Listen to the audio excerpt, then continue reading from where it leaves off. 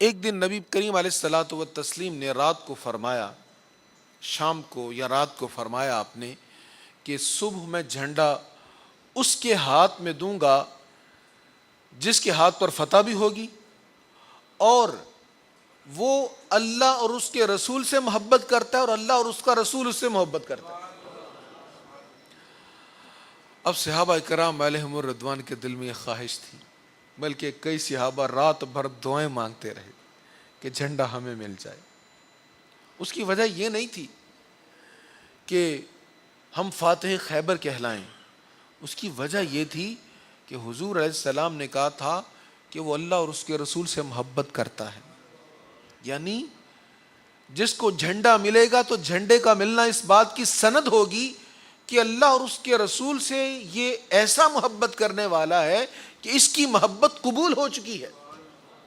محبت کرنے والے بہت ہوتے ہیں، چاہنے والے بہت ہوتے ہیں، لیکن ہر کسی کی چاہت پسندیدہ نہیں ہوتی۔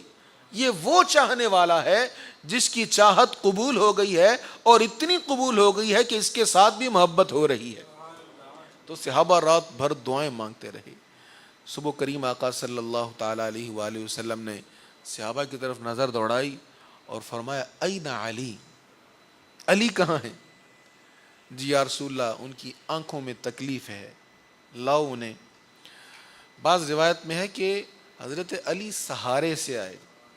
دو لوگوں نے سہارا دیا تو پھر چلتے ہوئے آئے، چلنے میں بھی دقت ہو رہی تھی، اس قدر نقاہت تھی، آنکھوں میں تکلیف ہے۔ سرکار کریم علیہ الصلاۃ والتسلیم نے اپنا لعاب دہن آنکھوں میں ڈال دیا۔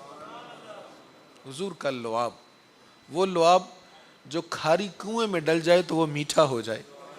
وہ لعاب جو کسی کے نکلے ہوئے ڈیلے پر لگ جائے تو آنکھ روشن ہو جائے، جو کسی کی ٹوٹی ہوئی پنڈلی پر لگ جائے تو پنڈلی جڑ جائے، وہ لعاب دہن سرکار کریم علیہ الصلاۃ والتسلیم نے مولا علی رضی اللہ تعالیٰ عنہ کی دونوں آنکھوں میں لگایا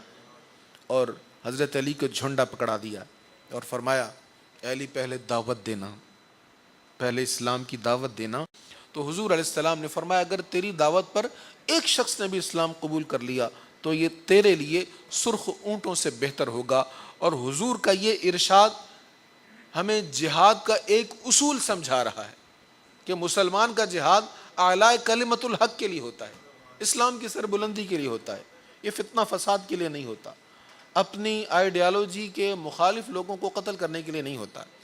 تو حضور علیہ الصلاۃ والسلام نے فرمایا جاؤ اور ایک بھی تیری دعوت پر اسلام قبول کر لے گا تو یہ سرخ اونٹوں کے لیے بہتر ہوگا، اور جب تمہاری دعوت قبول نہ کریں پھر جہاد کرنا، پھر لڑنا۔ مولا علی رضی اللہ تعالیٰ عنہ جو سہارے کے ساتھ آئے تھے اب بغیر سہارے کے جاتے، اب مصطفیٰ کا سہارا مل گیا نا، ہے ہمیں مصطفیٰ کا سہارا، چھوڑ دے چھوڑتی ہے جو دنیا، ہم سے دامن نبی کا نہ چھوٹے چاہے سارا جہاں چھوٹ جائے۔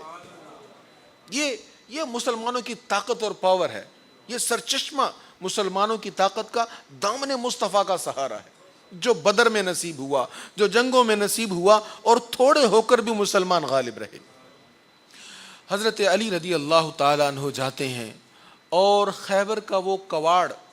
اب تو نیٹ پر دستیاب ہے، خیبر کی ویڈیوز بھی دستیاب ہیں، تصویریں بھی دستیاب ہیں، بہت بڑا کواڑ تھا، اس کو دھکیلا جاتا تھا اور کئی لوگ مل کر اس کو دھکیلتے تھے۔ اس کو آپ نے ایک ہاتھ سے پکڑ کر اکھاڑ کر پھینک دیا،